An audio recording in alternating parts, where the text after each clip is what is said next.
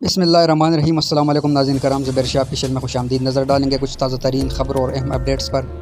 بات کریں گے پاک بھارت جنگ کے حوالے سے اطلاعات سامنے آ رہی ہے کہ بھارت دوبارہ پاکستان پر حملے کی تیاریوں میں مصروف ہے، اور گورنر KPK نے وزیر اعلیٰ کا جو ہے نا وہ استعفے کا مطالبہ بھی کیا ہے۔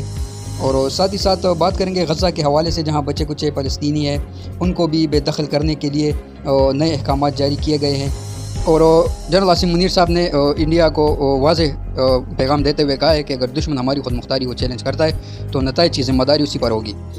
پاک بحریہ کے پاسنگ آؤٹ سے خطاب کرتے ہوئے ان کا کہنا تھا کہ بھارت کی اشتعال انگیزیوں کے باوجود پاکستان نے صبر و تحمل کا مظاہرہ کرتے ہوئے امن کو ترجیح دی ہے۔ انہوں نے کہا کہ آج پاکستان خطے میں نیٹ ریجن اسٹیبلائزر کے طور پر جانا جاتا ہے۔ اگر دشمن یہ سمجھے کہ آئندہ پاکستان اپنی خود مختاری پر حملے برداشت کرے گا تو یہ ایک خطرناک غلط فہمی ہوگی۔ فیلڈ مارشل نے کہا کہ دنیا کو سمجھ لینا چاہیے کہ مسئلہ کشمیر کے حل تک جنوبی ایشیا میں پائیدار امن قائم نہیں ہو سکتا۔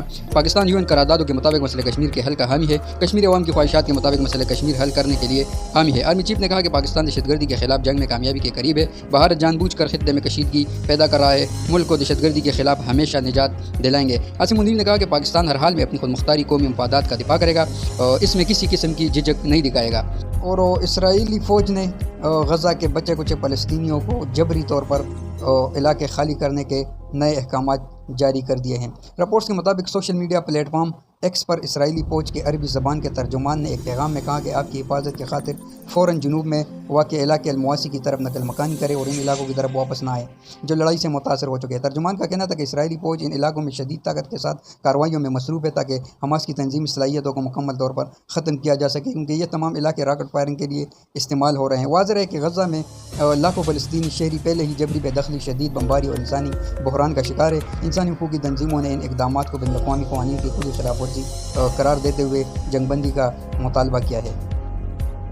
سانحہ سوات پر گورنر خیبر پختونخوا فیصل کریم کنڈی نے وزیر اعلیٰ خیبر پختونخوا سے استعفے کا مطالبہ کر دیا ہے۔ تفصیلات کے مطابق خیبر پختونخوا کے گورنر فیصل کریم کنڈی نے سانحہ سوات کے حوالے سے کہا کہ دریائے سوات واقعے پر دل خون کے عنصر ہوتا ہے۔ سانحہ پر صوبائی حکومت کی بے حسی کی جتنی مذمت کی جائے کم ہے۔ گورنر خیبر پختونخوا کا کہنا تھا کہ قیمتی جانوں کے نقصان پر صرف اسسٹنٹ کمشنر اور ریسکیو اہلکاروں کو نشانہ بنانا زیادتی ہے۔ سانحہ دریائے سوات پر وزارت سیاحت ذمہ دار ہے، جس کا اختیارات وزیر اعلیٰ کے پاس ہے۔ انہوں نے کہا کہ دریائے سوات میں چارپائیاں بچھانے والا ہوٹل انتظامیہ اور وزارت سیاحت ذمہ دار ہے۔ ایمرجنسی میں کوئی ایکشن نہ لینے پر وزیر اعلیٰ پر براہ راست ذمہ داری عائد ہوتی ہے اور وزیر اعلیٰ کو مستعفی ہو جانا چاہیے۔ اور گورنر نے مزید کہا کہ سوات میں المناک واقعے کی تحقیقات کے لیے کمیٹی تشکیل دی جائے۔ گورنر KP کا مزید کہنا تھا کہ ریاست مدینہ کا راگ الاپنے والے یہی بھاشن دیتے تھے کہ قیدی نمبر 804 اگر دریائے کنارے کوئی کتا بھی پیاسا مر جائے تو اس کی ذمہ داری حکومت پر عائد ہوتی ہے، لیکن دریائے سوات میں انسان تڑپتے اور بہتے رہے لیکن کسی نے ان کی جان نہیں بچائی۔ انہوں نے کہا کہ صوبائی حکومت نے جنوبی اضلاع دہشت گردوں کے حوالے کر دیے ہیں۔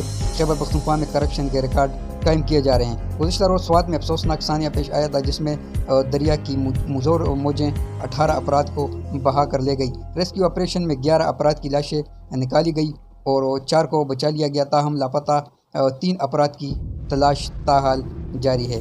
تو دوستو، ویڈیو کو لائک کریں، چینل کو سبسکرائب کریں، لائک شیئر اور کمنٹس نہ بھولیے گا۔ اگلی ویڈیو تک کے لیے اجازت دیجیے۔ اللہ حافظ۔